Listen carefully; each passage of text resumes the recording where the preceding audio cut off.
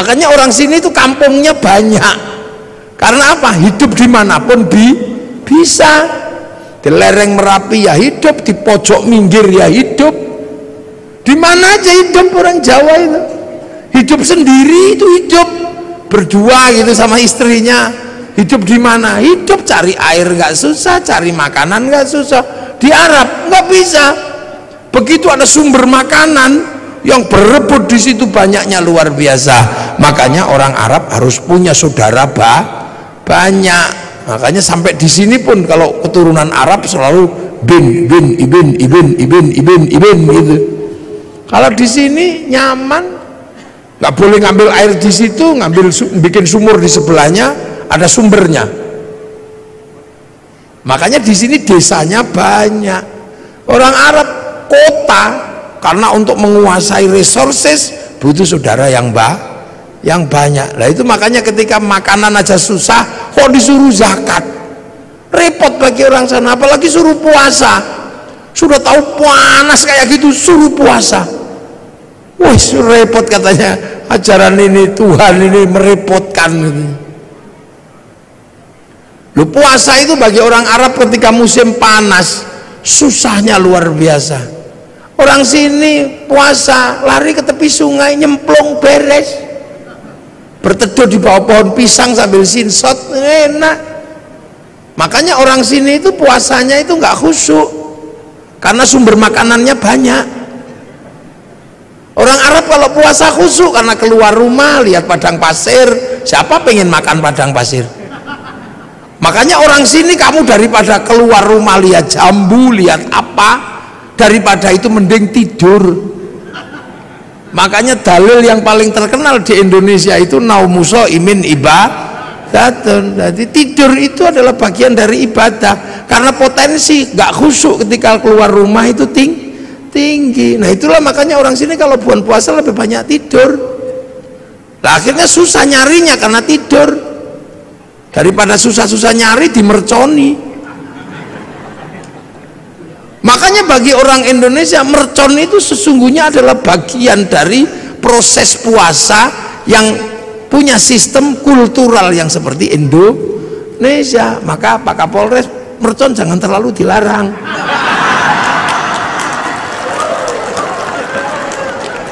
Loh ya kan, ada bagi lo ini budaya masing-masing sama. Orang Arab itu kalau zuhur, asar, satu-satunya tempat yang besar itu masjid, dan senang berkerumun. Makanya setiap waktu sholat mengumpulkannya nggak susah. Nah orang sini di rumahnya nyaman, di sawahnya nyaman, sehingga waktu sholat lebih banyak tercecer di rumah, tercecer di sawah. Orang sana pasti langsung datang ke masjid. Karena apa? Pusat komunal itu masjid. Makanya kalau di sana Allahu Akbar sudah di dalam masjid, yang sudah nunggu semenjak sebelum sholat. Lah di sini nyaman di sawahnya, nyaman di kebunnya, makani bebek. Ya makan nunggu masjid itu, sambil nunggu Robana ya Robana, sambil nunggu, karena nyaman di tempatnya masing-masing. Speakernya harus tinggi biar denger. Nanti datang satu malah rokokan depan masjid. Ya yang sabar. Makanya ada pujian tombo ati, wong wis pegel nambah niatine dhewe ra kata. Ini menghasilkan sistem sosiologi agama. Antropologi agama itu muncul dari situ. Begitu udah nggak tahan karena terlalu lama, baru diuruki anjang jeruan teko. Ini sistem sosiologinya. Makanya puasa di sini nyaman, orang tidur ngorok gini, lihat matahari nggak kayak orang Arab. Orang Arab matahari keluar nampak, karena apa? Padang pasir. Orang sini baru bangun nggak akan lihat matahari, kehalang Gunung Merapi, kehalang bambu, kehalang apa. Makanya biar nggak kebablasan ada tarhim, imsak. siap-siap, hati-hati kebablasan. Terlalu malam nyenyak tidur, dibangunkan pakai tokrik sahur, nyaman orang sini tidurnya. Sahur ora sahur sakarepmu. Loh, Sleman baru dilantik belum sebulan, Pak Wakil Bupati, saya hormati, muga kuat ngancani Pak Hardo. Pokoknya Pak Hardo Sare jenengan sing melek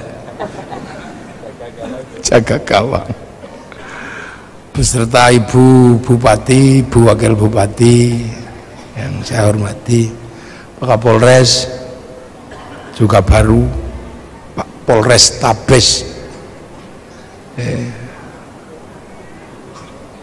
Pak Nopo nih, Pak, saya hormati DPR dan seluruh jajaran Forkompimda, Kandepak yang saya hormati, semuanya,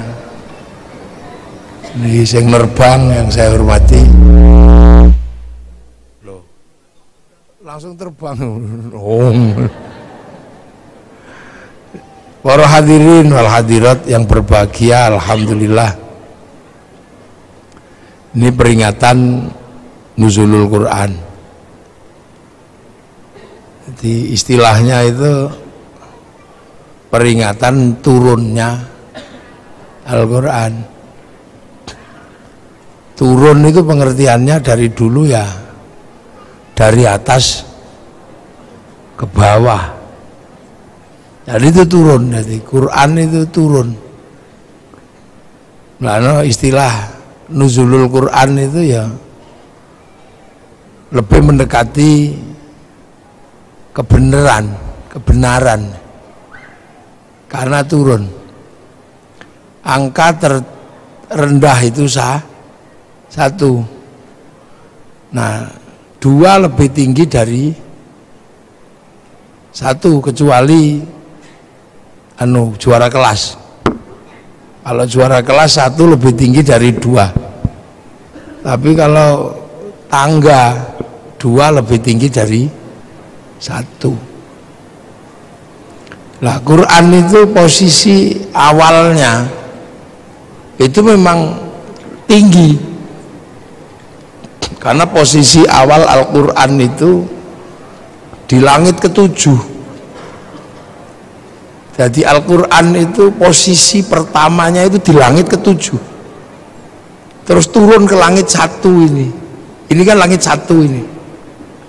Bumi itu langit 1 di 1 planet.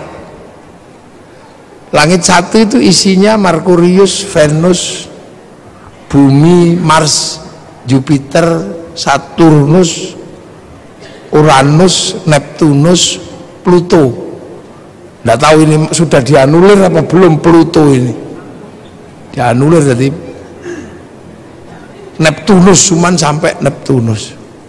Itu dalam ilmu tata surya ini disebut galaksi Bima Sakti. Yang diantara planet di galaksi ini ada namanya Bumi. Nah, yang kita tempati ini Bumi. Itu adanya cuma 1. Bumi itu cuma 1. Makanya Allah selalu menyebut bumi itu ardun. Tapi ardun itu ada ruang yang lebih gede, namanya sama, langit. Nah, langit ini terdiri dari beberapa langit. Makanya jamaknya sama itu samawat, beberapa langit. Nah, Al-Quran ini bukan di langit ini aslinya, tapi di langit ke-7. Jadi posisinya di langit ke-7. Nah, langit ke-7 itu di mana? Ya nggak tahu saya. Langit ke-7 itu nggak tahu jauhnya kayak apa. Karena keluar dari langit 1 ini mesti keluar melalui black hole, lubang hitam. Nah, lubang hitam itu Stephen Hawking aja nggak bisa bikin rumus di situ. Orang yang paling jago bikin rumus itu nggak ngerti caranya bikin rumus menembus black hole ini, lubang hitam. Nah, Rasulullah itu pernah melewati itu, menembus black hole, masuk ke langit kedua, ke langit ketiga, ke langit keempat, ke langit kelima, 6 tuh 7. Nah, itu posisinya di mana nggak tahu. Yang jelas bahwa Rasulullah itu sampai di Sidratil Muntaha, di langit ke-7. Nah, di langit ke-7 itu ada cloud, kalau anak sekarang bilangin, ada cloud, ada pusat data. Jadi dunia ini ada pusat datanya, ada harddisk besar yang berisi tentang data-data, apapun blueprint dunia ini ada datanya. Nah, data itu dijaga betul biar gak diretas, biar gak dihack.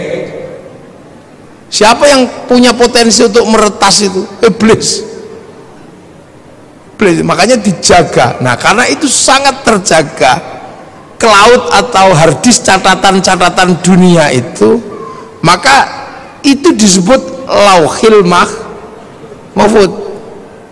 Jadi lauh itu adalah, dulu orang Jawa dulu lauh itu sabak. Sabak itu alat tulis. Jadi tempat untuk menulis itu lauh. Mahfud yang terjaga. Nah, itu catatan semua ada di situ. Yang sebelumnya orang-orang dulu sebelum Islam menyebut, kalau orang Yahudi Nasrani menyebut itu namanya Tabut Sulaiman. Orang Yunani menyebut kotak Pandora. Nah, orang Jepang menyebutnya kantong Doraemon. Pusat data itu. Jadi ini kita berbicara tentang pusat data. Nah, Quran itu dari situ.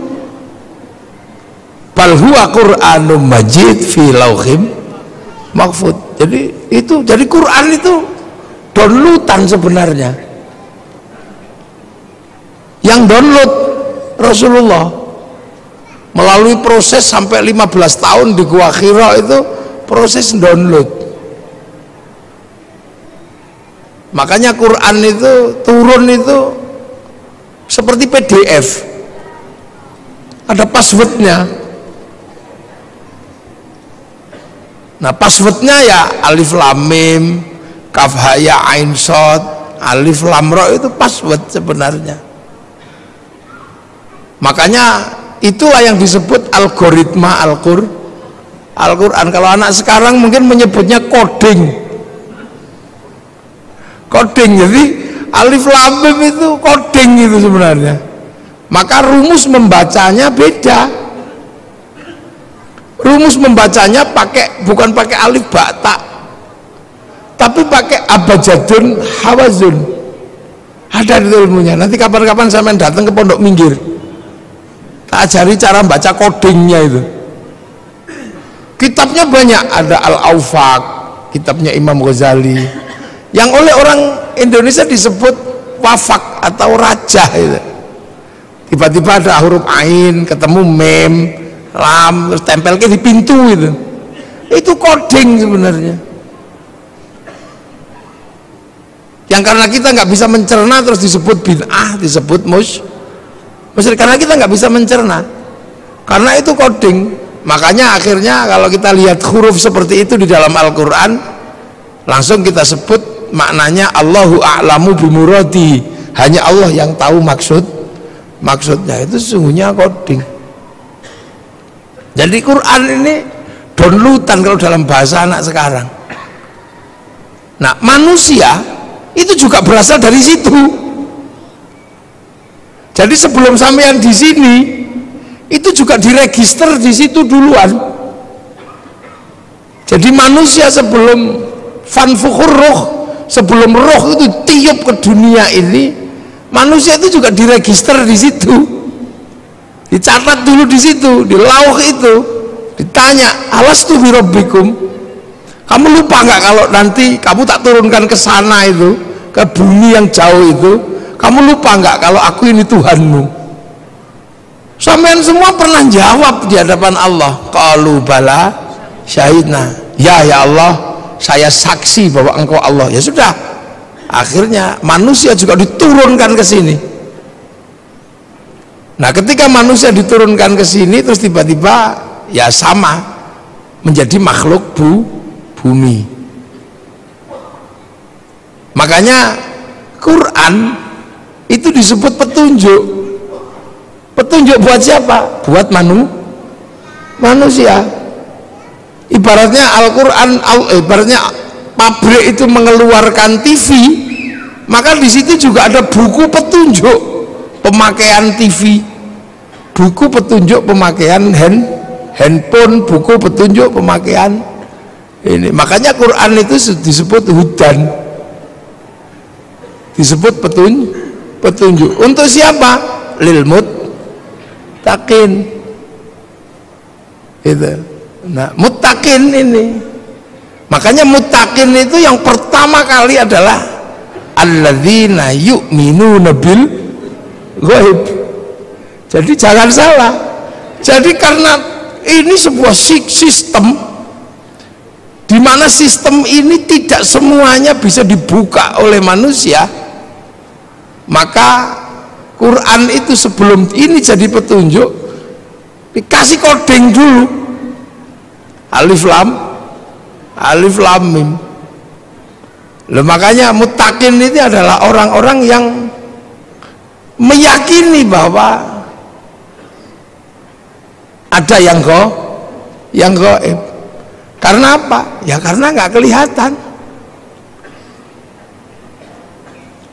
Nah, ini yang kadang terjadi perdebatan akhir-akhir ini, orang belajar coding disebut bid'ah, orang belajar coding disebut musyrik. Ini sekarang ini banyak, padahal Quran ini bukaan pertamanya ini coding, algoritma Al-Quran. Kalau ngerti algoritmanya ini dunia beres. Kenapa Cina itu begitu kuat? Karena dia mengerti algoritma digital domain internasional. Kenapa Amerika ini kuat? Karena dia menguasai coding algoritma digital. Dengan coding algoritma digital dia bisa ngambil uang dari seluruh dunia. Sampean bayar sekarang itu duit semua, bayar. Makanya dilawan sama Cina pakai codingnya Cina, sehingga Cina berani ngelawan Amazon pakai Alibaba. Itu pertarungan pertamanya mana? Di codingnya, bukan di Amazon sama Alibaba. Kalau Amazon sama Alibaba itu sistemnya, di dalamnya ada namanya algoritma dan coding. Kalau coding dan algoritmanya tidak dikuasai, nggak bisa ngelawan. Bagaimana bisa ngelawan Facebook pakai QQ run? Bagaimana bisa ngelawan WhatsApp pakai WeChat? Karena menguasai codingnya. Jangan dikira. Makanya logam dunia pun pakai coding. Sampai kalau pernah belajar kimia itu kan codingnya ada. Oksigen pakai coding, maka orang kalau ngerti coding oksigen dia bisa produksi oksigen. Samator kenapa kuat? Dia punya coding H2O nya, dia bisa bikin. Nah, sampean nggak bisa bikin, ya keluar kentutnya doang. Loh, ini coding, ini ilmu kekinian. Handphone itu bisa menghubungkan sini Amerika pakai coding. Satu coding algoritma, yang kedua coding logam. Ketika emas dipertemukan dengan ini anak codingnya ngapain di sini? Makanya ora perlu kabel. Makanya laki-laki yang menguasai coding tentang perempuan bisa I love you tanpa harus berkata-kata. Loh iya. Makanya orang dulu kalau mencari koding itu puasa. Cinta perempuan kalau ditolak, cari kodingnya 3 hari 3 malam itu. Apakah pakai koding innahu min Sulaiman wa innahu bismillahirrahmanirrahim, atau pakai koding sun amat kaji hajiku jaran go yang kan ini. Ini kita ini yang sekarang jarang sekali dibahas. Kenapa ya sampean selalu marah-marah itu? Yahudi dia menguasai kodingnya, mempertemukan koding api dan koding air menjadi mesin.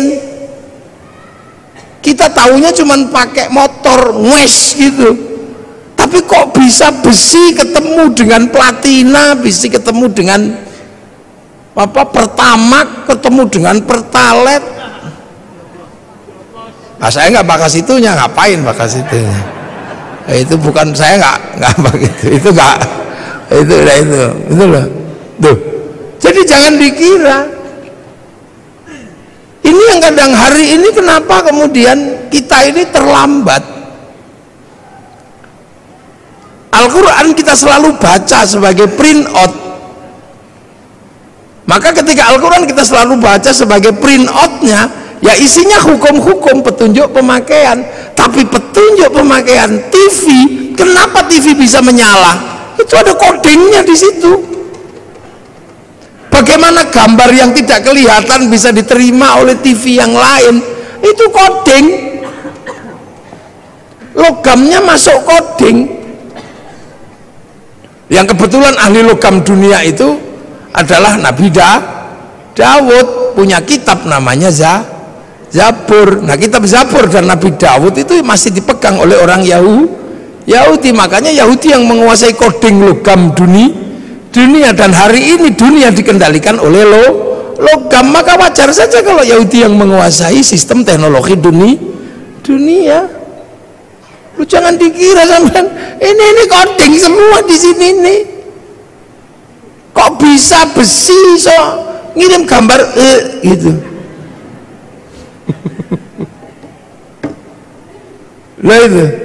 Jadi sampean jangan dikira Facebook ketika dia menguasai kodingnya, dia punya uang 200 triliun setiap bulan dari Asia Tenggara. Ayo, judi online, ngeslot itu yang pertama kali dilakukan bikin coding dan algoritma, bukan bagaimana cara ngambil uang secara manual, pakai coding. Makanya ketika sampean mau dapat uang dari bank, ya pakai coding, passwordnya harus pas. Pakai coding orang ya duitnya nggak keluar, walaupun ATM-nya diproduksi sama oleh bank yang sama. Lah ini, jadi kita ini sebenarnya ada satu titik ini, manusia ini, kalau dokter menyelesaikan manusia itu pakai coding semua. Darah itu kodenya apa? Bukan kok kemudian DARAH, enggak. Seluruh partikel dalam tubuh manusia itu pakai angka, pakai coding, kan gitu. Jadi kalau misalnya contoh Pak Hardo ini jadi bupati, proses jadi bupati dan bupati itu berbeda. Karena begitu jadi bupati, Pak Hardo dan Pak Wakil ini ketemunya bukan dengan bupati lagi, tapi ketemunya Sleman dalam angka. Gitu. Armet itu nggak ada di situ, tembak itu nggak ada. Itu pakai kode-kode semua, angka semua. Jadi jangan dikira. Nah, inilah sebenarnya dari awal itu kita sudah cukup maju sebenarnya diajarkan bahwa Al-Quran ini adalah downloadan. Nah, manusia ini juga produk dari sana, sama-sama dari pusat yang sama. Makanya manusia ketika turun ke sini dikasih paketan kan, ada paketannya itu. Karena dari pusat data yang di sana kasih paketan, rezekinya sekian, istrinya ini, nyawanya sekian gitu. Kalau paketannya habis ya klik, udah selesai.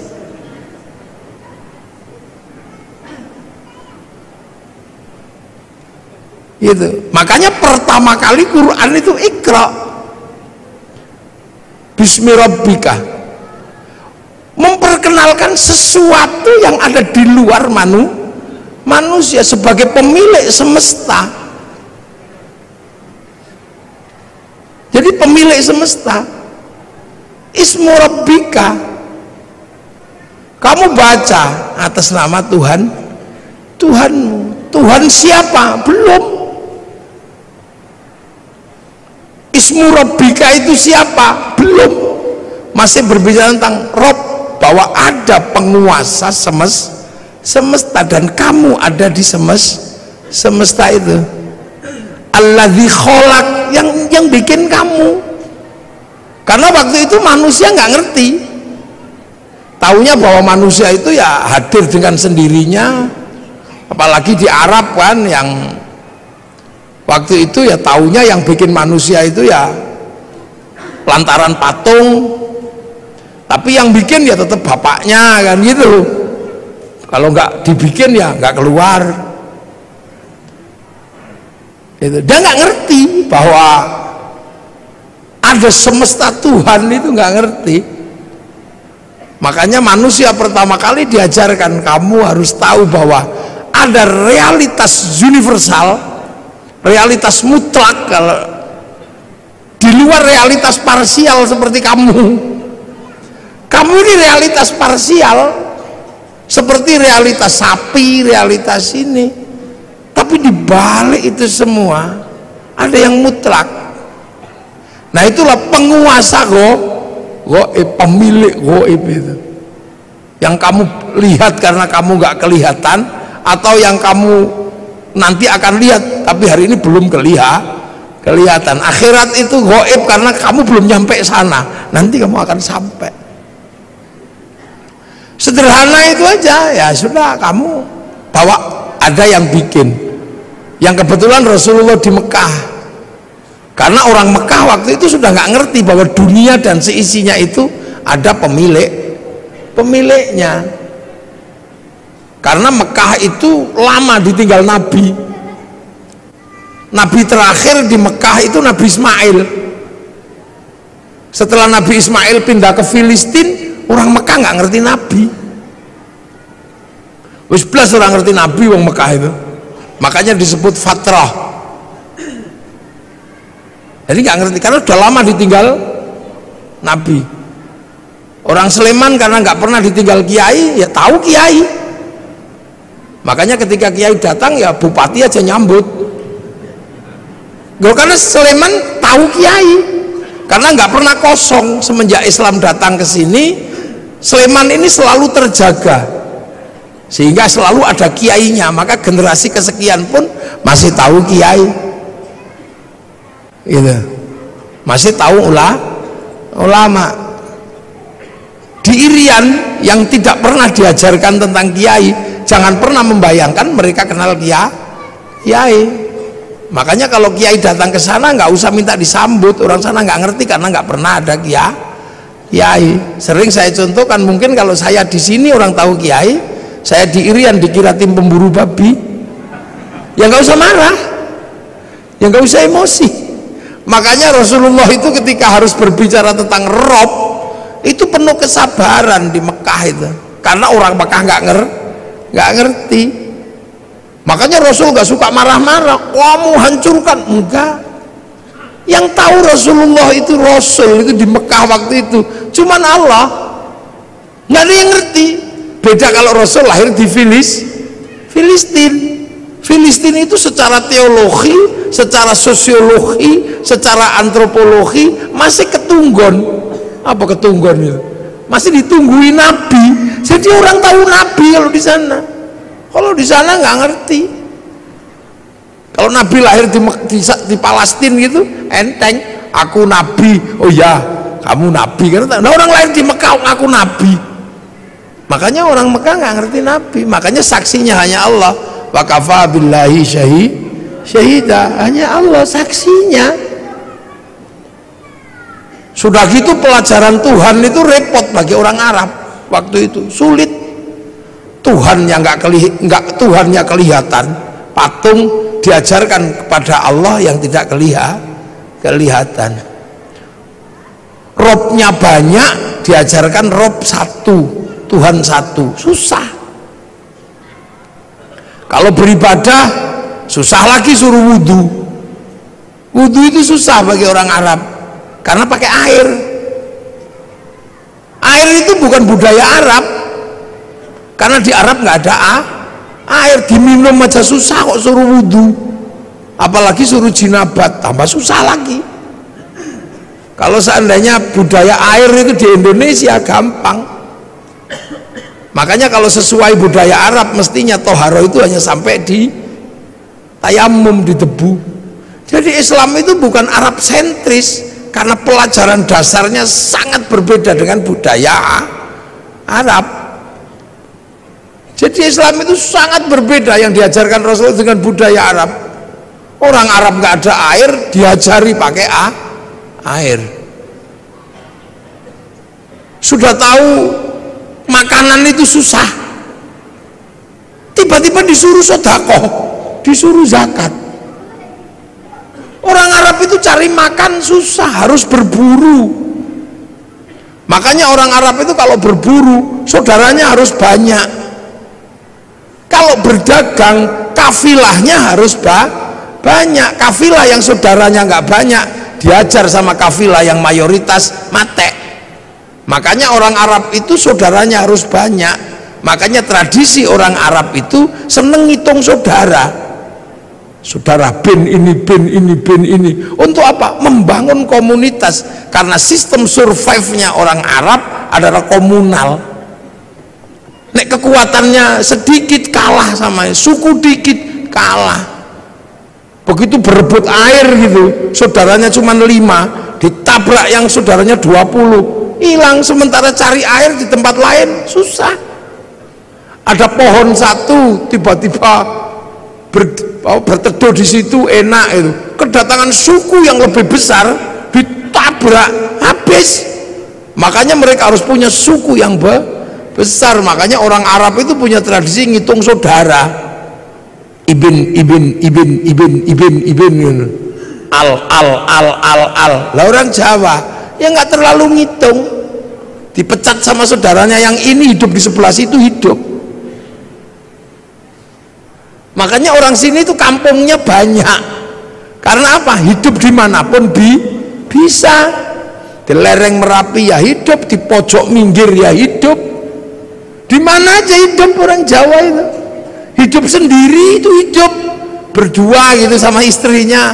Hidup di mana? Hidup cari air nggak susah, cari makanan nggak susah. Di Arab nggak bisa. Begitu ada sumber makanan, yang berebut di situ banyaknya luar biasa. Makanya orang Arab harus punya saudara banyak. Makanya sampai di sini pun kalau keturunan Arab selalu ibn gitu. Kalau di sini nyaman, nggak boleh ngambil air di situ, bikin sumur di sebelahnya, ada sumbernya. Makanya di sini desanya banyak. Orang Arab kota, karena untuk menguasai resources butuh saudara yang banyak. Nah itu makanya ketika makanan aja susah kok disuruh zakat, repot bagi orang sana. Apalagi suruh puasa, sudah tahu panas kayak gitu suruh puasa. Wah repot katanya, ajaran ini Tuhan ini merepotkan gitu. Lu puasa itu bagi orang Arab ketika musim panas susahnya luar biasa. Orang sini puasa lari ke tepi sungai, nyemplung beres, berteduh di bawah pohon pisang sambil sinsot, enak. Makanya orang sini itu puasanya itu nggak khusyuk karena sumber makanannya banyak. Orang Arab kalau puasa khusyuk karena keluar rumah lihat padang pasir. Siapa pengen makan padang pasir? Makanya orang sini, kamu daripada keluar rumah lihat jambu, lihat apa, daripada itu mending tidur. Makanya dalil yang paling terkenal di Indonesia itu naumuso imin ibadatun. Jadi tidur itu adalah bagian dari ibadah, karena potensi gak khusyuk ketika keluar rumah itu tinggi. Nah itulah makanya orang sini kalau bulan puasa lebih banyak tidur. Nah, akhirnya susah nyarinya karena tidur. Daripada susah-susah nyari, dimerconi. Makanya bagi orang Indonesia, mercon itu sesungguhnya adalah bagian dari proses puasa yang punya sistem kultural yang seperti Indonesia. Maka Pak Kapolres, mercon jangan terlalu dilarang.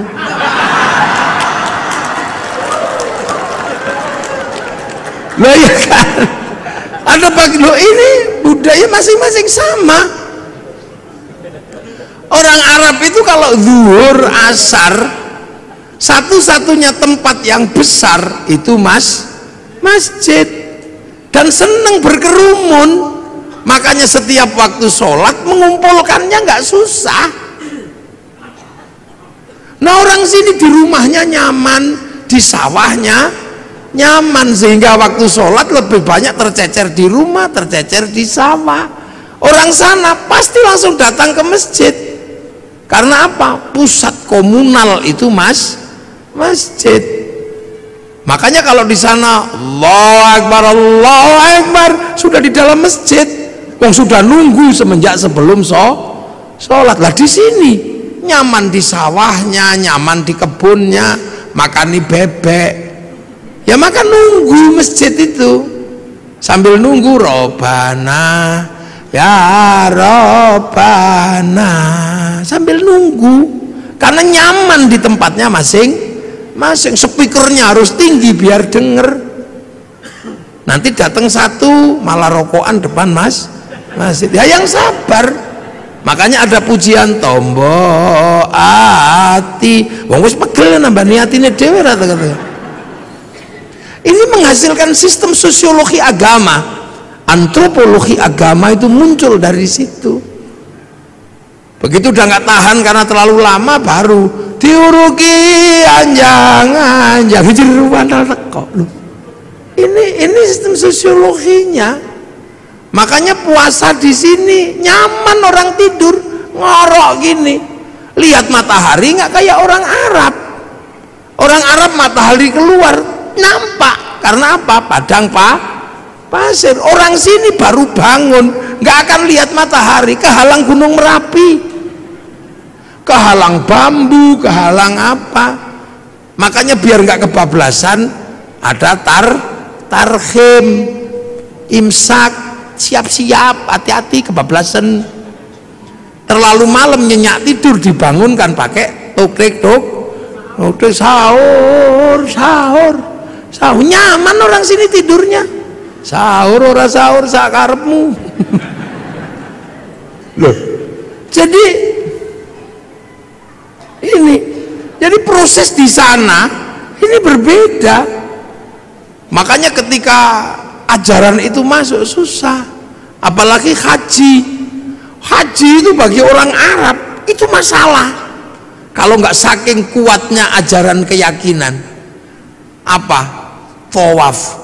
Satu kalau musim panas, yang kedua syahwat.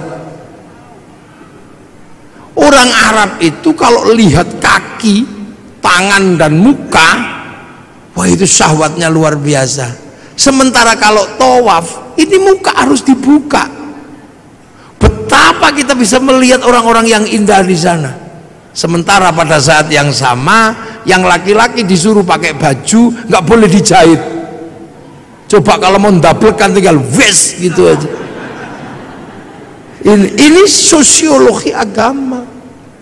Makanya Islam itu ja'a ghoriban wa sayaudu ghoriban, asing dan akan pergi dengan asing. Loh, makanya Islam itu pertama ya wa kafa billahi syahida Muhammadur Rasulullahnya Allah yang tahu.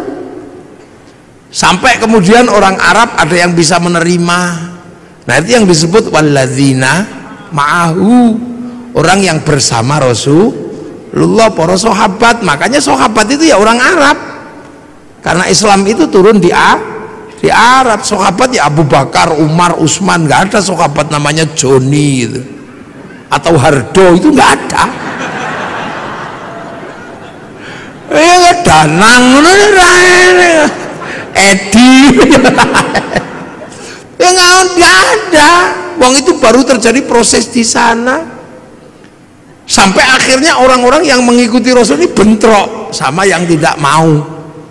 Makanya ada konsep asyidda'u alal kufar, marah sama yang kafir, yang nolak, sampai akhirnya rekonsiliasi. Yang kafir masuk Islam, sudah, wong ora ngerti kok, ya enggak apa-apa. Abu Sufyan, abu yang lain itu masuk Islam. Dalam Al-Quran terdokumentasi ruhama'u bainahum tarahum ruka'an sujada yabtaghuna fadlan minallah wa ridwanan simahum fi wujuhi min atharis sujud. Jadi tidak ada yang lain, hanya Allah. Sampai akhirnya Islam itu keluar dari jazirah Arab. Nah, itu digambarkan dalam Al-Quran ayat terusannya, dzalika mathaluhum fit Taurat wa mathaluhum fil Injil kazar'in. Islam itu digambarkan di Taurat dan di Injil seperti tanaman. Lah makanya kemudian ada yang nanam, yang rukun Islam tadi itu, rukun Islam baru ditanam. Nah, ada yang berangkat nanam ke Eropa, Tariq bin Ziyad. Ada yang berangkat nanam ke Cina, Sa'ad bin Abi Waqqas. Ada yang berangkat nanam ke Afrika, sahabat Salman, sahabat Bilal. Nah, ketemulah dengan dunia yang berbeda, manusia yang berbeda, budaya yang berbeda. Terus ada yang ditanam ke Indonesia. Lah makanya ketika ditanam ke sini, wong konsepnya kazar'in, seperti tanaman, maka orang Jawa ketika menerima Islam, konsep yang dipakai adalah apa? Lir ilir tandure wusu milir. Jadi zar'in itu tanduran, maka orang Jawa menyebut tandur. Jadi aja dikira itu tembang ngarang, itu enggak. Kazar'in seperti tanaman. Mulane wong Jawa menyebutnya tandur. Lir ilir tandure wusu milir. Aja krucak-krucik to, Kang. Ya. Jadi tandur. Nah, itu ditandur di semua tempat. Yang tadinya wudhu, di sini nggak ada masalah. Karena apa? Di sini banyak air. Itu sholat nggak ada masalah di sini, karena orang sini wis dari pelajaran dasar Tuhan itu juga nggak kelihatan. Tan kenoki noyongo ngopo laisa kamitslihi syai'un. Suruh puasa ya seneng orang sini, apalagi orang sini hobine poso, karena dulu orang sini mengenal istilah upawasa. Upawasa itu nggak makan, nggak minum, nggak menyentuh perempuan, persiapan muksa. Makanya bahasa Islam syahrul Ramadan kok nggak makan, nggak minum, nggak menyentuh perempuan seperti upawasa, maka syahrul siam disebut bulan puasa, karena ditanam di sini. Sholat ya ditanam di sini, sembahyang Allah tanam sini, pengiran. Saya ini mestinya syaikhun ustadzun, tanam sini tadi kiai, ya kudu trimo jejeran karo kebo Kiai Slamet, tombak Kiai Pleret, musola langgar, Allah pangeran, malah ono sing ngarani sing ngecat Lombok. Ya itu biasa. Sampai hari ini sing teko dhisik Honda, ya walaupun RE King ya tetap disebut Honda. Karena yang datang pertama Aqua, maka Ades pun ya rela disebut Aqua. Nasional disebut Sanyo. Seluruh pembalut ya Softtek. Ya ini namanya sosiokultur. Jadi jangan dikira agama itu tidak, karena dipakai manusia punya budaya, punya pengetahuan. Ya kan, begitu ditanam di sini orang nggak boleh lagi ribut masalah jenggot. Karena apa? Manusia sini rasnya mongoloid. Ras mongoloid tidak punya jenggot. Kalau ras Semit bangsa Arya punya jenggot. Makanya sahabat dan orang Arab sampai sekarang masih punya jenggot seperti Nabi, karena bangsanya sama. Maka jangan ribut di negeri dengan ras tidak berjenggot. Sampai sekarang di Arab bisa nyuntur Rasul makan pakai 3 jari, bisa wong kurma.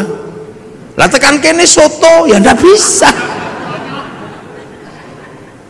Sampai sekarang di sana jubahan masih bisa, karena kultur dan geografinya masih sama. Orang sini pakai jubah ya nggak bisa nanam padi. Makanya jubah baju syar'i dipotong, potongan baju syar'i namanya syar'un. Orang sini nggak punya huruf ain, punyanya monggo botongo, maka syar'un jadi sarung, saruan jadi sarungan. Maka orang sini nggak perlu ribut masalah katok cingkrang, karena fleksibel. Sampai nek pengen cingkrang lintingan sing rodok dhuwur, nek pengen medun plotrokno beres. Makanya sarung itu adalah titik kompromi antar isbal. Lho mangkano enakan di sarungan karo kathok. Nek kathok ra iso medun, ra iso munggah. Nek sarung iki plotrokno iso cincik sampai pas dengkul ya iso. Lho, ini titik-titik kompromi. Lho jangan dikira. Makanya ketika Quran dibaca di sana ya masih bisa. Zaman sahabat ya masih bisa baca Quran, wong muridnya Nabi. Tabiin ketika yang jauh dari Arab nggak bisa baca Quran, yang lungkek-lungkek kayak cacing itu nggak bisa. Makanya terus tahun 65 Hijriah Quran itu dikasih titik-titik, itu anyar itu. Nun ada 1 titik di atas, ba ada di bawah, tak 2. Itu zaman Abul Aswad Ad-Du'ali tahun 65 Hijriah. Disebar lagi bangsanya beda, titik-titik gak cukup, dikarokati fathah kasroh dhamma. Itu yang kasih namanya Syekh Khalil bin Ahmad Al-Farohidi tahun 150 Hijriah. 100 berapa? 140-an lah setelah Nabi meninggal. Dibaca orang yang berbeda suku lagi, salam taklim. Itu ada wadduha, keluarnya wadduhai itu mereka lekanui ya ada. Sekarang ini kan bangsa Sundonan alladzina. Lah ini kan harus ditemukan jalan keluarnya. Penelitian tahun 200-an Hijriah namanya Abu Ubay Qasim bin Salam, hasil penelitiannya dibukukan dalam ilmu At-Tajwid fi Qiraatil Quran. Jadi ojo sampean bayang no, Islam itu di sana sampai ke sini nih butuh perjuangan, karena ketemu bangsa yang berbeda, ditanam di tempat yang berbeda. Prinsipnya cuma satu, tumbuh enggak tanaman ini. Akhraja syat'ahu fa'azarahu fastaghladha fastawa ala suqih yu'jibu zurra al-yaghidhu bimul kufar. Tanaman ini tumbuh enggak? Sampai kemudian ketika dibawa ke pasar ini mendominasi apa enggak, dominan atau tidak di pasar agama ini. Makanya pakai bahasa suk. Nah hari ini ketika Islam ini ditanam di sini, tumbuh, berkembang, dan di pasar internasional kita paling banyak. Mau haji paling banyak orang Indonesia. Berbicara sholat paling banyak orang Indonesia. Orang hafal Quran orang Indonesia. Setiap qiraah juaranya dari Indonesia. Masjid paling banyak Indonesia. Jadi ketika berbicara konsep agama Islam dan pertumbuhannya, yang ditanam di Eropa macet, yang ditanam di Afrika ya segitu-gitu aja. Yang ditanam di Cina juga nggak tumbuh, tapi yang ditanam di sini tumbuh subur menjadi dominasi pasar dunia. Loh kok gitu, ada yang mengatakan Islam terbaik ada di mana? Ya di sini. Ya di sini, makanya sampean kalau mau belajar identifikasi agamanya nggak usah jauh-jauh. Karena identifikasi agamanya jauh-jauh, akhirnya ribut di masalah simbolik, ributnya di jenggot. Jenggot ini bukan masalah prinsip, karena ini masalah perbedaan bangsa. Kok tiba-tiba di sini ribut masalah jenggot? Kalau ribut masalah jenggot ya di Afghanistan sana, yang bangsanya masih jenggotan semua. Tiba-tiba di sini kok ribut masalah pujian. Tiba-tiba di sini ribut masalah gedek-gedek di zikir. Ya orang sana bahasa Arab paham, meskipun diem begini ngerti caranya zikir. Kalau orang sini nggak bunyi, simbah-simbah itu loh nggak bisa ngerungokno zikir apa, main ketop-ketop ngendak. Muni apa mboh ngono we. Terus menengin, ya turu. Ini problem sosiologi, agama, antropologi. Jadi akhirnya Islam sekarang ini berdebat terhadap sesuatu yang sebenarnya sudah lewat masanya. Coba sampai delok persoalan tumpeng aja ribut. Loh ini kan persoalan makanan, sampai nggak ribut orang Arab ingkunge iki onto. Napa sampean ribut ingkung pitik? Wong Yaman ingkungnya wedhus.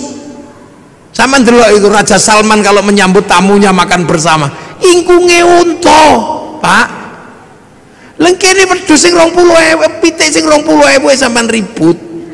Soalnya nopo? Nek wedhus larang, makanya di sini cukup pitik, murah, ndoke akeh. Kita akhirnya kan ribut masalah sesuatu yang sebenarnya udah nggak perlu diributkan. Ribut masalah ngadep kiblat, fawalli wajhaka syatrul masjidil haram, ngarah-arah tok lho. Lapo sampean ribut kowe anggere madhep rono ngene, Allah akbar, wis ini wajhatu wajhiya. Wong pancene ado, sinyale kadang ilang. Allah iki mau wis merem-merem ini wajah tuh wong pancene online ayo sinyale ilang. Wong pemancar utamanya neng Mekah kono lagi, ini cuman pemancar lokal. Begitu ono ting ting ting bakso ya. Wah, iki begitu melek sarunge bolong. Udah, lagi itu gak usah ribut masalah ngono kuwi. Kita suka ribut sekarang terhadap sesuatu yang sebenarnya tentang Allah. Apa Allah? Pengene lah nek Kanjeng Nabi kalau di atas unta gini wong wis ketok teko nguri, nek pengimamane agak rendah gini supaya ketok teko mburi. Ini kan problem-problem yang sudah terjelaskan. Jadi karena ditanam di sini ya pakai sini. Krungu Islam Nusantara, iki apa? Lu Islam fi Nusantara, Islam di Nusantara itu ya gini. Sampean tutup auratnya katok sak lambi, peci, kono jubah, kono udeng, man ngono tok. Imamah ya udah loh. Jadi kita ini terkadang ribut maka persoalan segi loro, ribut tumpeng, ribut ake, ribut hormat bendera, ribut apa? Yang sesungguhnya itu problemnya adalah problem bangsa yang berbeda, tapi rukun iman, rukun Islamnya tidak pernah berubah. Lah apa sama ribut kentongan karo beduk, padang pasir, wow akbar Allah akbar, krungu wong kado. Lengkene ra dikai beduk yo ora krungu. Saiki beduk pensiun gara-gara ono speaker. Karena lebih keras speaker itu. Besok speaker ya pensiun. Wong lunga ning masjid di WA. Pakai alarm. Ngerti? Sampai lho Rabi biyen salaman ngene, saiki lewat video call ya iso. Zamannya berubah. Dhisik wong Jawa sing paling sakti iku sing nempiling semaput, iki sakti. Saiki wong sakti kere. Sak tempilingan 7 juta. Tanya Pak Kapolres sekarang, kalau tidak percaya praktek no. Maka ilmu itu juga otomatis hilang. Dhisik orang sakti itu ketika ngelirik wong wedok I love you, poso pitung dino pitung bengi. Saiki lho urung poso, kelewatan Avanza. Wis I love you. Cinta tumbuh bersama Avanza. Jadi loh, ini problem-problem yang berubah. Sampeyan arep meksa ndelok TVRI flora dan fauna, pengen terus kucing Afrika. Ini sudah berubah. Saiki neng kene sampean buka apa ono. Ora perlu ngenteni sedina terus dinteni mertune Pak Harmoko, ngono ndak perlu. Nah, jadi bupati pun harus begitu. Kita ini bangsa. Makanya sekarang Sleman lagi masalah sepak bola itu. Lah ya, Pak Bupati harus tahu sepak bola ini rasa ngoyo. Sepak bola itu punya bangsa yang berbeda. Wong Eropa ini gede-gede dhuwur-dhuwur. Lapangane podo, aturane sama. Lah wong kene cilik-cilik lawan Eropa, ya ora bakal menang. Nggih. Akhirnya agar imbang naturalisasi. Loh, basket ya nggak usah kita ngejar terlalu terhadap basket. Menang karo NBA ya mokal. Wong kono 2 meter seperapat, nah kene mung 170. Kene mencolot nggak yo kena udel. Ya coba.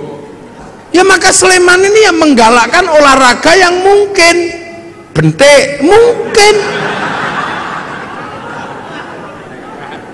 Lu sekarang sepak bola itu kalau nggak naturalisasi, ya mesti kalah. Wong-wong cilik peli ngono gini kalah. Itu olahraga internasional, standarnya sama, aturannya sama, manusianya berbeda. Ayo kondi, kon menang. Tinju kok musuh Mike Tyson ya disamplok ya pingsan dhewe. Maka kayak Cina ketika mau memenangkan sepak bola, yang dipikir pertama kali cuma satu, cari orang 20 laki perempuan yang tingginya 170 dinikahno anake 2 meter. Loh, itu cara pertama. Jepang juga sama, mempersiapkan generasi yang tinggi. Lah nek naturalisasi ya entek dhuwitmu nggo bayar. Wis golek wong Sleman sing dhuwur-dhuwur nikahno. Persiapan membentuk kader sepak bola. Ngono. Kader basket. Nggih, kula sing mau idoh nggih. Lho ini, makanya Thailand itu sadar diri. Begitu yang digalakkan olahraga ya sepak takraw itu karena bisa dia. Loh. Jadi seluruhnya ini menyesuaikan. Pabrik mobil, pabriknya sama. Ketika dikirim ke Eropa ya setirnya kiwo, kirim rene tengen. Loh, iya itu sudah lama. Terus neng kene kono spion, kene spion. Sana spion adalah untuk melihat belakang, sini spion untuk takon. Sepi rayon, sepi. Jadi sampean jangan bayangkan. Rasulullah makannya ya kurma, maka zakatnya juga kurma. Sini makanannya padi, fitrahnya juga padi. Kurban sana unta, sampai sekarang masih bisa kurban unta. Di sini maksa kurban unta, cekel polisi. Nyolong untane kebun binatang lho. Biro lokon. Loh. Ini jadi ini sebenarnya sudah.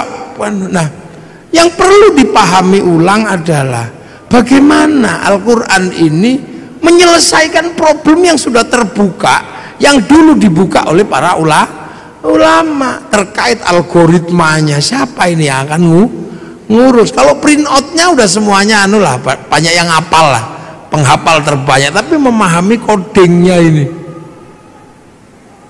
Karena manusia sama-sama dari sana, Quran dari sana. Makanya manusia itu bisa dikirimi Quran. Seperti provider handphone, dia menurunkan kartu. Nah, antar kartu ini bisa saling tukar data, karena data ada di provider. Makanya kartu ini kirim data sana bisa. Tergantung kita mau paketan apa. Yang penting punya wifi. Nek ndak punya wifi, ya cari wifi gratisan. .co.id. Sama manusia ini juga bisa kirim Al-Quran, kirim Fatihah, kirim apa. Yang penting ketika kirim punya wifi. Kalau nggak punya wifi, cari wifi gratisan. Wifi-nya siapa? Wifi-nya Nabi, wifi-nya wali. Namanya tawassul. Lah kenapa Nabi wali paketannya gede? Karena download. Nabi wali itu download qalu rabbuna Allah tsumastaqamu tatanazzalu alaihimul malaika alla takhafu wala takzanu. 3 tahun ya Allah ya Allah ya Allah ya Allah. Ono sing 3 tahun Sunan Kalijogo.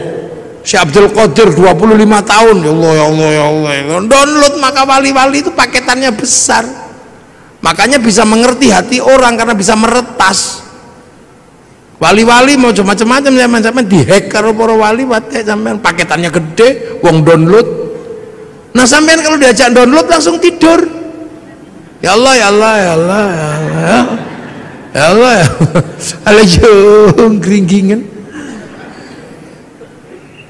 Loh ini kita ngomongin Al-Qur'an. Makanya Al-Qur'an ini sesungguhnya adalah bukan sesuatu yang hanya semata-mata bisa dibaca dengan irama. Ada di balik situ ada codingnya.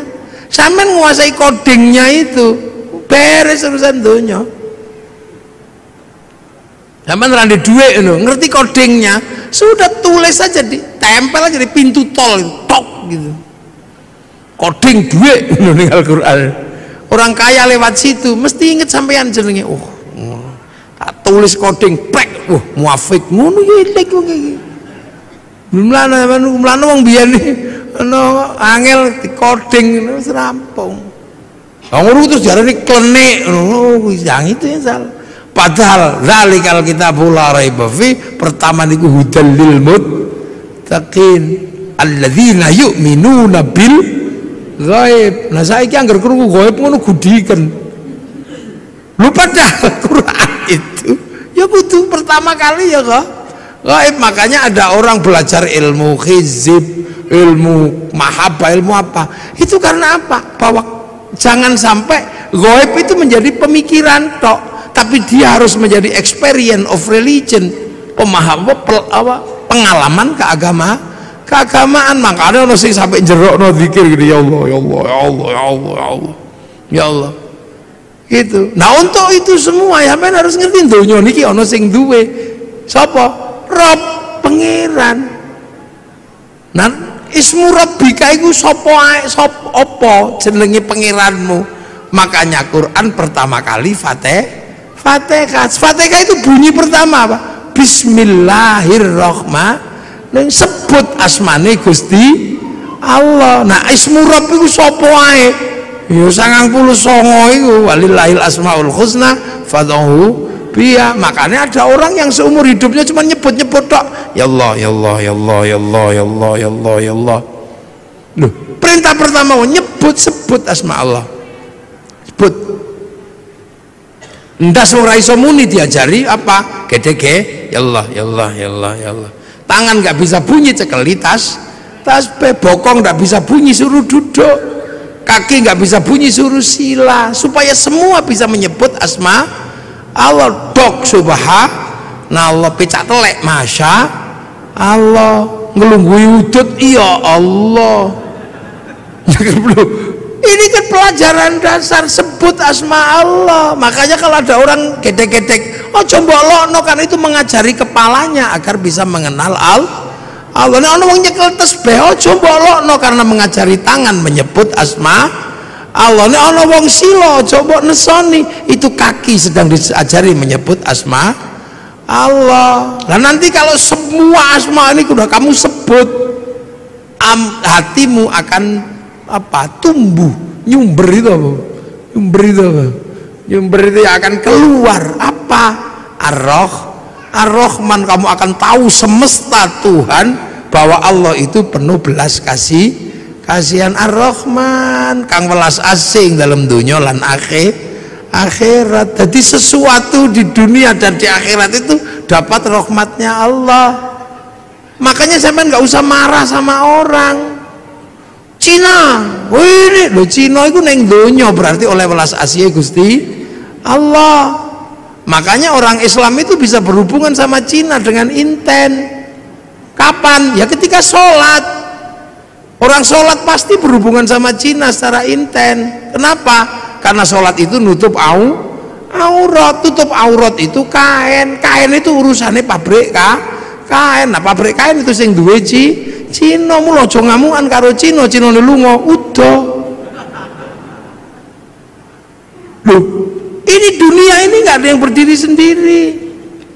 Ngaji malam hari ini Jepangnya ra teko, mike teko.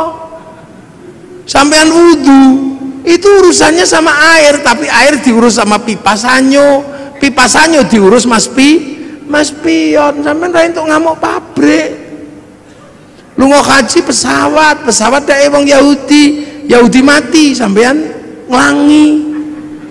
Loh makanya Ar-Rahman ini meletakkan manusia hidup penuh kasih sayang. Karena apa? Saling melengkapi.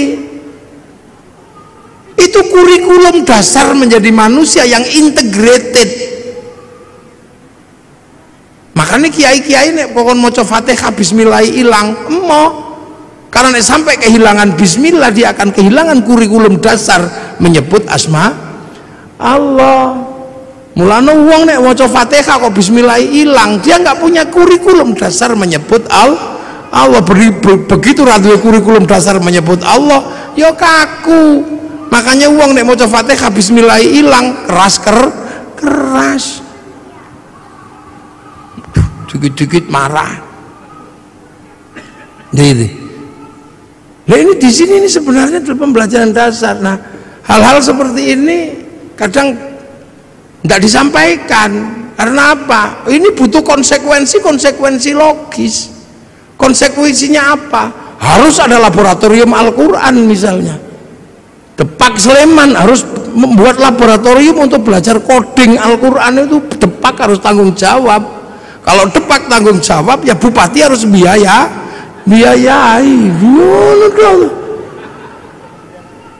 Kementerian Agama membiayai ini untuk apa? Mengkaji kitab-kitab klasik untuk membuka kembali algoritma dan coding Al-Quran. Kajian Al-Awfaq, Mamba Usulul Hikmah, Syamsul Ma'arif, ini kajian coding. Saya tahu seperti ini. Kenapa coba? Belajar dari mana? Dari anak saya yang kecil. Angger dino Rebo belajar coding. Oh lah kok sama dengan sing tak pelajari mbiyen. Cuman ini coding digital, sing tak pelajari mbiyen coding Al-Quran. Dulu saya belajar tentang abjadun hawazun ini. Ono wedhus ngangel di kongkon manak, templek impek ngono rong dina meteng. Lha iku nek wong tak mondho ngerti. Wong ra manak-manak ngono dikai coding wetenge templek ibuk ngono-ngono. Oleh 2 wulan ngono wis mandek. Lha iku mbiyen makane kan ada raja-raja itu coding sebenarnya. Oh, begitu delok lho kok padha karo sing diajari anakku. Cilik belajar coding ini sama. Cuman itu coding ABCD, kita coding Arab. Lah itulah makanya Indonesia ini nyimpen data besar juga nggak bisa. Karena coding kita nggak punya, huruf kita menggunakan huruf ABCD. Cina bisa karena codingnya huruf dia. Makanya ketahanan digital kita nggak pernah bisa. Karena apa? Coding huruf kita menggunakan huruf ABCD, huruf Eropa. Coba disepakati coding kita huruf Jawa gitu misalnya. Terus pas bel gedes kira-kira.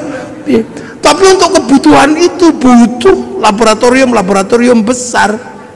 Jadi Depak Pak Sidik harus bahas itu nanti. Ajukan anggarannya kepada Pak Bupati. Boleh golek piye wong bupati kok kangelan. Iya, apakah Pak Bupati nanti golekne nang Merapi apa nang endi ya karek kondo ngono ae to. Untuk bikin laboratorium bagaimana belajar coding Al-Quran. Wong kitabe ono kok. Jadi ojo MTQ tok sing diurus itu, codingnya juga harus diurus itu. Algoritmanya itu mesti diurus. Karena insya Allah kalau kita ketemu coding-coding itu, ilmu pengetahuan terupgrade dengan sendirinya. Iki lho metu iku kok coding iki. Ya angka-angka semua iki dadi duit kabeh lho iki. Jangan dikira itu nggak pakai uang, itu coding itu. Jadi video, jadi apa? Itu coding, Kang. Nah, gitu. Ya bahwa wujudnya itu ujungnya apa? Penguasaan dan dominasi. Nah kalau sudah penguasaan dan dominasi bisa intervensi, bisa menjadi sebuah agama yang kuat, bangsa yang kuat. Artinya apa? Bisa produksi. Nah bangsa itu kalau sudah bisa produksi, kekuatan bangsanya terjaga. Kenapa Jepang nyaman? Bisa produksi. Total handphone batine piro untuk menghidupi rakyatnya. Jadi urung sampai ngelola sumber daya alam, duit dari jualan iPhone cukup untuk menghidupi bangsanya. Jualan tank cukup untuk menghidupi bangsanya. Korea negara kecil itu loh, bisa menghidupi bangsanya dari dodolan lagu jenenge BTS. Loh, saya ini generasi zaman all ya. Masih ingat betul bahwa tahun 91 kalau nggak 92 itu konser terbesar di dunia itu Metallica di Moskow. Terjual tiketnya 6 juta tiket. Itu sampai sekarang belum pernah terbayangkan akan terkalahkan. Begitu Covid diajar karo BTS, kalah. Sekali konser itu berapa? 100 juta orang yang nonton. Itu daring. Seminggu 4 kali, sebulan 16 kali. Tak hitung dalam waktu 1 tahun pemasukan dari BTS untuk Korea 2.500 triliun. Total ceng ngono tok. Amerika dapat pemasukan dari Facebook dan dari apa? WhatsApp itu. Mei bayar, ngono bayar. Paling tidak per bulan 200 triliun. Nah sampai nanti dodol apa? Geblek. Loh, ini penguasaan dunia, jadi aja mbok kira dunia ini. Sampai selalu membayangkan APBD, APBN, tapi sektor informal yang dunia sudah bergerak nggak tergarap. Sampai malah mikir gawe biru umroh. Jadi sektornya tetap sektor manual, yang hitungannya hitungan analog. Bukan hitungan digital. Pernah enggak terus tiba-tiba kaum muslimin ini berpikir sholat Jumat digital online malah jadi masalah. Imam yang Surabaya, makmum yang Semarang. Maka Pak Hardo jadi bupati juga mesti mikirin yang itu, Mangke Wardo. Nggih, aja kok mikire pajak pasir ora oke. Anak Sleman yang pinter-pinter kumpulin semua. Wong Sleman ini gudangnya wong pinter. Kampus UGM, UPN, UIKIP jadiin satu IAIN, wis ngono mbakaso. Mungkin nggak bertarung di dunia digital, pakai coding ngopo iso. Loh, ini penguasaan itu. Sampai ojo bayangno. Makanya negara-negara yang bangkrut itu negara apa? Yang nggak bisa ngerespon. Coba saiki meng dodol BTS ceng ngono setahun sakmono. Nah, itu sistem. Gojek iso ngalahno Bluebird yang armadane triliunan, meng nganggo coding laptop loro tok. Sampeyan bayangno Bukalapak bisa mengalahkan apa di bursa ngalahno gudang garam sama jarum itu. Memang Bukalapak butuh laptop loro. Nah ini, Al-Quran itu punya coding-coding seperti ini. Ayo kapan Sleman gawe laboratorium? Apa digawe ning Pemkap, apa digawe ning pondok ora apa-apa. Lumayan aku lah.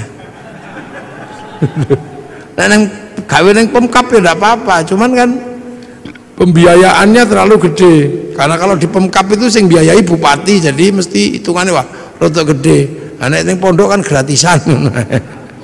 Loh, tapi memang harus ada laboratorium itu. Hitung nanti kita bisa kita uji dengan teknologi digital antar frekuensi itu apa sih? Apa ini antar frekuensi? Kita buka itu fi qulubihim maradun, itu apa kodingnya. Nanti kalau kodingnya ketemu, alat ini untuk menghilangkan orang sakit hati. Orang yang aromaterapi yang mampu menghilangkan sakit hati. Lu ini berarti agama ini sebenarnya sesuatu yang sangat luas dan masa depan. Makanya hari ini hampir seluruhnya teknologi ini kan teknologi langit yang dulu pernah dijalankan oleh Rasulullah lewat Isra Mi'raj. Nah ini penting untuk dikaji secara bersama-sama, dan inilah sebenarnya harapan besar bahwa Al-Quran pada suatu saat akan mencetak orang-orang masa depan. Jadi Islam itu nanti punya orang masa depan yang mampu memecah kode-kode dunia. Neng itu kapan terjadi, tapi pasti terjadi. Karena akan muncul orang itu. Siapa? Ya orang yang bisa mecah kodingnya langit dan bumi. Karena itu nanti ada orang itu ada nanti. Ini saya kira tumbuh kapan?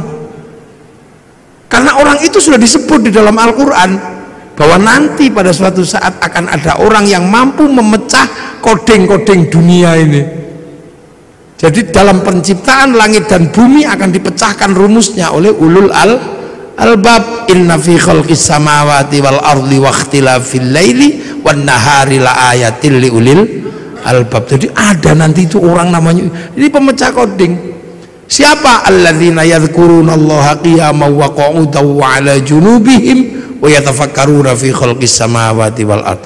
Orang yang berpikir secara maksimal, berdiri mikir, duduk mikir, terlentang mikir, artinya nggak linier, nggak mikir sambil duduk tok, dia nggak linier terhadap isi, sampai nanti hasilnya ensiklopedik. Rabbana ma khalaqta hadza batila, ya Allah nggak ada yang sia-sia. Subhanaka faqina adzabannar, minta perlindungan dari api neraka. Rabbana innaka man tudkhilin nar faqad akhzaita wa ma lidh-dhalimin min ansor. Rabbana innana sami'na munadiyan yunadi lil iman an aminu bi rabbikum fa amanna rabbana faghfir lana dzunubana wa kaffir 'anna sayyi'atina wa tawaffana ma'al abrar. Rabbana wa atina ma wa'atana 'ala rusulika wa la tukhzina yaumal qiyamah innaka la tukhliful mi'ad. Ini orang-orang masa depan. Jadi Islam ini agama masa depan. Hari ini yang sudah memecah koding-koding besar itu Taurat dipecah kodingnya, Injil dipecah kodingnya, sehingga pergerakan Injil, pergerakan Taurat yang ke arah barat mampu membangun peradaban Eropa yang sedemikian gede. Nah Al-Quran ini bergeser ke timur ke sini. Sanggup nggak kita memecah koding-koding besar itu sehingga menjadi bagian dari problem solving untuk bertarung di dunia masa depan. Semoga kita semua masih menangi zaman itu. Syukur-syukur di kehidupan ini generasi itu akan muncul dan kita menjadi bagian dari perubahan besar nuzulul Quran. Al-Fatihah. Alhamdulillahirabbil alamin arrahmanir rahim maliki yaumiddin.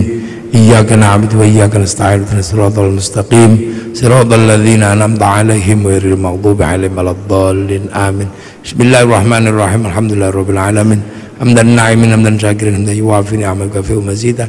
Ya rabbana lakal hamdu kama yanbaghi li jalali wajhikal karim wa 'azimi sultanik. Allahumma iftah 'alaina futuhal 'arifin. Allahumma iftah 'alaina futuhal 'arifin. Allahumma iftah 'alaina futuhal 'arifin bi hikmatika wansur 'alaina rahmatak wa dzakirna wa nasina dzikruka ya Allah. Ij'al auladana dzurriyyatan minal khair al-ibadal Qur'an usmul qiyamah bi nasir maqasidana maqasidul akhirah wa rizqan halan bi nasir abaina ummatina min syekh masyayikh jamil masyayikh wal muassis Sulaiman ya Allah maghfir lahum warhamhum wa'fa'anhum.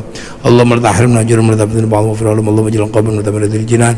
Allahumma ij'al mudarrim jamil qubur min rahmat Rasulullah bi aqlana rijal rabbika radiyatan mardiyah fadkhuli fi ibadati jannati rabbana atina fid dunya hasanah fil akhirati hasanah wa qina adzabannar.